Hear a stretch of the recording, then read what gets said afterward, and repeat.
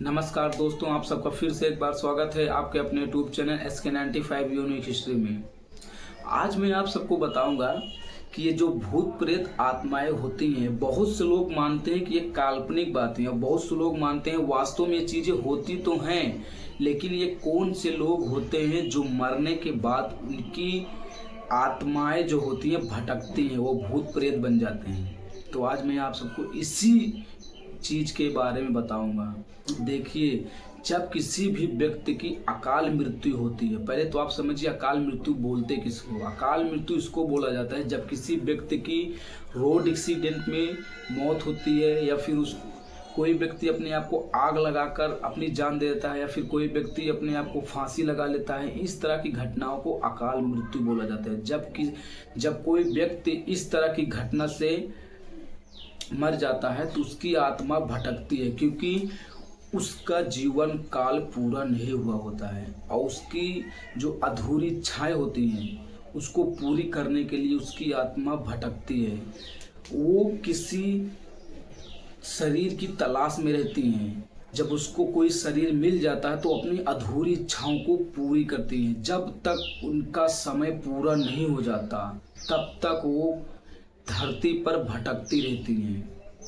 देखिए, अकाल मृत्यु, जब किसी व्यक्ति की अकाल मृत्यु होती है या फिर जिस जगह पे हुई होती है, जैसे रोड एक्सीडेंट में किसी व्यक्ति की मौत होती है, या तो उसकी आत्मा वहाँ पर दिखाई देती है, या फिर जिस जगह पर उसकी लाश को दफनाया जलाया जाता है उस जगह पर उसकी आत्मा को देखा जा सकता है। अगर आप रात के टाइम अकेले उस जगह पर जाते हो, उसके होने का एहसास होता है, आपको डरवाने की भी कोशिश करेगी। अगर आप वहाँ पे डरते हो, आपको भय लग जाता है, तो वो आपके शरीर में प्रवेश कर लेती है, आपको पता भी नहीं चलेगा। आपको शरीर को धीरे धीरे अंदर से खोखला बनाती है, वो अपनी इच्छाओं को पूरी करती है। आप खाना खाओगे तो, लेकिन लगेगा नहीं शरीर में। आपकी शरीर को जो है अंदर से पूरा खोखला बना देती है। आपको कब पता चलेगा?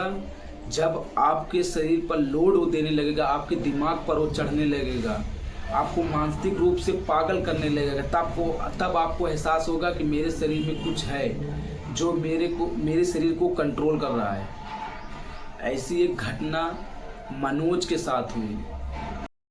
आज मैं आप सबको मनोज के बारे में एक ऐसी घटना बताऊंगा जिसको सुनने के बाद आपको विश्वास हो जाएगा कि भूत प्रेत आत्माएं वास्तव में होती हैं, और जो अकाल मृत्यु मरता है उसकी आत्मा वास्तव में भटकती है। मनोज एक सीधा साधा लड़का था, वो 12वीं में पढ़ता था। उसका एक छोटा भाई था रवि।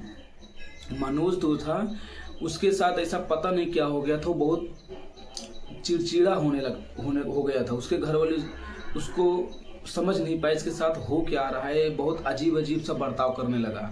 धीरे धीरे टाइम बीता। एक दिन अचानक उसके माँ बाप जब उसका सुबह गेट खोलते तो गेट नहीं खोलता है, तो काफ़ी देर गेट खटखटाने के बाद जब गेट नहीं खोलता है तो उसका पिता जो होता है मनोज का, गेट को तोड़ देता है। वो लोग देखते हैं मनोज पंखे से लटका हुआ है, उसकी जान जा चुकी हो, तो वो अपने आप को पंखे से फांसी लगा ले, उसकी मौत हो गई होती है। तो सब लोग देखने के बाद रोने लगते हैं, फिर सब चिल्लाने लगते हैं। उसके बाद उसका क्रियाक्रम करने के बाद कुछ टाइम बीतता है, 6-7 महीने बाद जो उसका छोटा वाला भाई था रवि, मनोज की आत्मा जो थी रवि के शरीर में प्रवेश करती है अपनी अधूरी इच्छाओं को पूरी करने के लिए।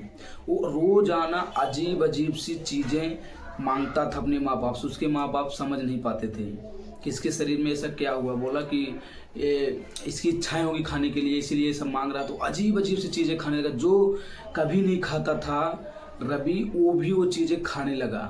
धीरे धीरे टाइम बीता, उसके दिमाग पर जोर पड़ने लगा। वो लोग फिर उसको दिखाए डॉक्टर को दिखाए, वो लोग बोले नॉर्मल है, कोई दिक्कत की बात नहीं है। फिर और टाइम बीता तो उसके दिमाग पर और लोड पड़ने लगा, अजीब अजीब सा बर्ताव करने लगा रवि। तो लोग एक तांत्रिक के पास जाते हैं, तो वो लोग बताते हैं कि इस पे एक आत्मा का वास है और एक लड़के की आत्मा है। तो वो लोग बताते हैं कि मेरे घर में एक जवान मेरे बेटे की मृत्यु हुई है।